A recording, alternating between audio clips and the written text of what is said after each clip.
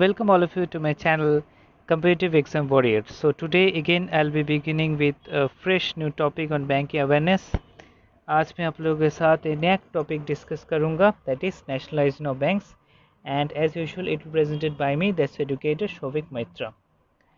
तो आगे बढ़ने से पहले अगर आप लोग अभी तक मेरे चैनल को सब्सक्राइब नहीं किए हो तो प्लीज़ सब्सक्राइब कर लेना एट द लिस्ट एंड उसके साथ और एक चीज़ इम्पोर्टेंट है बेल बटन को भी दबा दीजिएगा और ऑल पे प्रेस कीजिएगा फिर आपको जो नया नया वीडियो आएगा उस सब के नोटिफिकेशन आप लोगों को ईजिली मिल जाएगा. ये मेरा अचीवमेंट सेक्शन है, अगर आप लोग चाहे तो देख सकते हैं, अदरवाइज़ आप लोग इग्नोर भी कर सकते हैं. तो चलिए आगे बढ़ते हैं. ये मेरा टारगेट ऑडियंस है, आप लोग देख सकते हैं. इसके अलावा अगर आप लोगों को इस पर्टिकुलर लेसन की पीडीएफ चाहिए तो प्लीज़ कृपया करके मेरा Telegram channel competitive exam warriors join कर लीजिएगा. आपको पीडीएफ मिल जाएगा. इस लेसन का मिलेगा, पिछले जो लेसन मैंने पढ़ा है उस सब के पीडीएफ मिलेगा. आगे आने वाले लेसन का पीडीएफ आप लोग ऑब्वियसली इस पर्टिकुलर चैनल पे मिलेगा, ये जो मैं पर्टिकुलर बोल रहा हूँ. और अगर अनअकैडमी का प्लस सब्सक्रिप्शन कोर्स आप लोग ज्वाइन करना चाहते हो कर सकते हैं. उसके लिए आप लोग ये कोड यूज़ कर सकते हैं. इसको आपको अच्छा खासा छूट मिलेगा किसी भी कैटेगरी में ज्वाइन करने की. वो यूपीएससी हो सकता है, वो बैंकिंग हो सकता है, कहीं पे भी. ठीक है, तो चलिए आगे बढ़ते हैं और डायरेक्ट लेसन पे जाता है.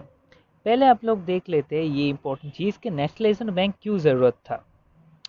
पहले मैं ये चीज़ बहुत बार आप लोगों को डिस्कस कर चुका हूँ, किसी भी आगे लेसन पे, शायद किसी और एक लेसन पे मैंने आप लोग से डिस्कस किया था रिगार्ड नेशनलाइज. उस पर मैंने बोला था कि पहला जो है गवर्नमेंट के ऊपर हम लोग का जो ट्रस्ट है वो प्राइवेट के नहीं है, मतलब lack of confidence in trust on private banks, क्योंकि नेशनलाइजेशन के पहले सब बैंक तो प्राइवेट थे ना, इसीलिए. और उसके अलावा क्या है, मैक्सिमम बैंकों में लाल बत्ती जल जाती थी. मतलब क्या है, जो पैसा था वो डूब जाता था और बैंक में लॉस जाते थे, और बैंक में लॉस होने से क्या होता था, बैंक बंद हो जाता था. इसमें क्या था, आम आदमी जो थे जिसके पैसे पूरे लगे हुए थे बैंक पे, उनके पैसे डूब जाता था. इसलिए लोग बैंक में पैसे रखने से डरते थे. इसके अलावा कुछ सेक्टर्स है जो बहुत ही नेग्लेक्टेड था, जैसे एग्रीकल्चर. ये सेक्टर बैंक को देखने थे क्योंकि मैक्सिमम कमर्शियल बैंक प्रॉफिट देखना था, रेवेन्यू देखना था. और मैक्सिमम बैंक कहाँ पे स्थित थे, वो थे कहाँ पे, आप लोगों को अर्बन सेक्टर में थे, ये सेमी रूरल रीजन पे थे. रूरल रीजन मतलब कोई रूरल रीजन जो रूरल इंडिया है ना आप लोगों का, वहाँ पे बैंक थी ही नहीं. और बैंक अगर एक भी दो होते भी तो प्रॉफिट देखते थे. एग्रीकल्चर, फार्मर्स, इन लोगों का कोई नहीं देखता. तो वो क्या करते थे, वो पैसे लेते मनी लेंडर से और पैसे चुका नहीं पाते थे हाई रेट ऑफ इंटरेस्ट के कारण, और अल्टीमेटली सुसाइड करना पड़ता था उन लोगों को. तो extension of banking facility poor people के पास एक्सटेंड करना था, मेनली जो रूरल और सेमी अर्बन एरिया में है. इनका कौन फैसिलिटी क्या, इनके लिए बैंकिंग कॉरेस्पोंडेंट जो बने वो क्या करते थे, रूरल इंडिया में जाते थे, गरीब लोगों के पास जाते थे, उनका बैंक का खाता खुलवाते थे, उनको दिखाते थे कैसे लोन का एप्लीकेशन करना है. इनफैक्ट वो लोग हेल्प करते थे. इस सब के लिए बैंकिंग कॉरेस्पोंडेंट का जॉब इतना फेमस हो गया. इसके अलावा ये तो नेशनलाइजेशन क्यों ज़रूरी है वो आप लोगों के साथ मैं डिस्कस कर लिया.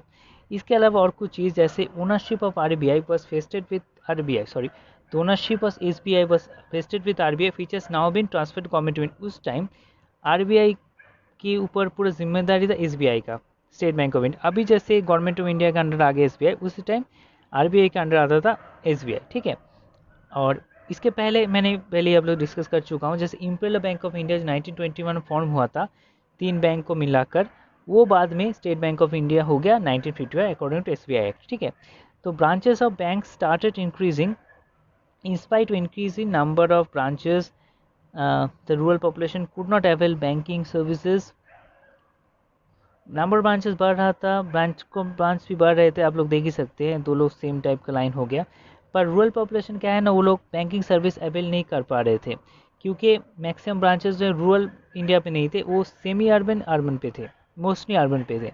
Since urban branches had most banks and higher credit flow was specially directed to industrial. और क्या थे, बैंकों का प्रॉफिट मेन था इंडस्ट्रियल रीजन पे लोन देने से, तो वहीं पर ही मैक्सिमम लोन लगाते थे. रादर एग्रीकल्चर, रूरल इंडिया ये सब नेग्लेक्ट करते थे. अभी पीपल का क्या ज़रूरत था, रूरल एरिया में बैंकों का ज़रूरत था. To increase the flow of credit in the agri sector, the government once again use the tool of nationalisation of major banks in India. इसी का नेशनलाइजेशन का ज़रूरत हुआ.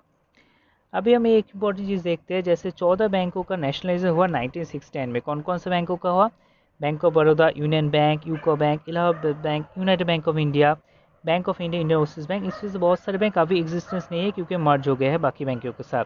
Central bank of India, bank of Maharashtra, देना bank और bank of merge हो गया, Punjab national bank, syndicate bank भी कनाडा बैंक के साथ मर्ज हो गया, कनाडा बैंक, इंडियन बैंक।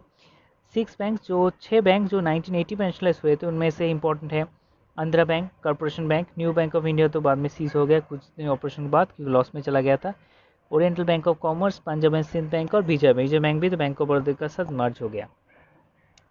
आगे बढ़ते हैं, अभी कुछ स्टेट बैंक ऑफ इंडिया के बारे में भी हम लोग जान लेते हैं। जो 8 banks get allotted to SBI in the year 1959 known as associate banks of SBI. These banks are State Bank of Bikaner, State Bank of Jaipur, State Bank of Saurashtra, State Bank of Indore, State Bank of Hyderabad, State Bank of Travancore, State Bank of Mysore और State Bank of important जैसे आप लोग देख सकते हैं state bank of Saurashtra SBI के साथ मर्ज हो गए इन द 2008 और state bank of Indore got merge into SBI in the 2010। बाकी जो रिमेनिंग 5 एशियन बैंक ऑफ थे जैसे state bank of Bikaner Jaipur, state bank of Hyderabad, state bank of Patiala, state bank of Travancore और स्टेट बैंक ऑफ मैसूर और भारतीय महिला बैंक, ये सब SBI के साथ जुड़ गए ऑन 1 अप्रैल 2017। हाल ही में हुआ 3 साल पहले। चले आगे बढ़ते हैं, भारतीय महिला बैंक के बारे में कुछ चीज़ जान लेते हैं। जैसे चेयरमैन ऑफ भारतीय महिला बैंक जो मार्जिंग के पहले थे वो थे उषा सुब्रमण्यम जी और हेडक्वार्टर एट द टाइम था भारतीय महिला बैंक का न्यू दिल्ली। टैगलाइन क्या था, एम्पावरिंग वुमेन, मतलब भारतीय महिला बैंक का ये फाउंड हुआ था 2013 में विद कैपिटल ऑफ 1000 करोड़। अभी नेशनलाइजेशन के बारे में इंडिया में और भी कुछ इंटरेस्टिंग फैक्ट जान लेते हैं।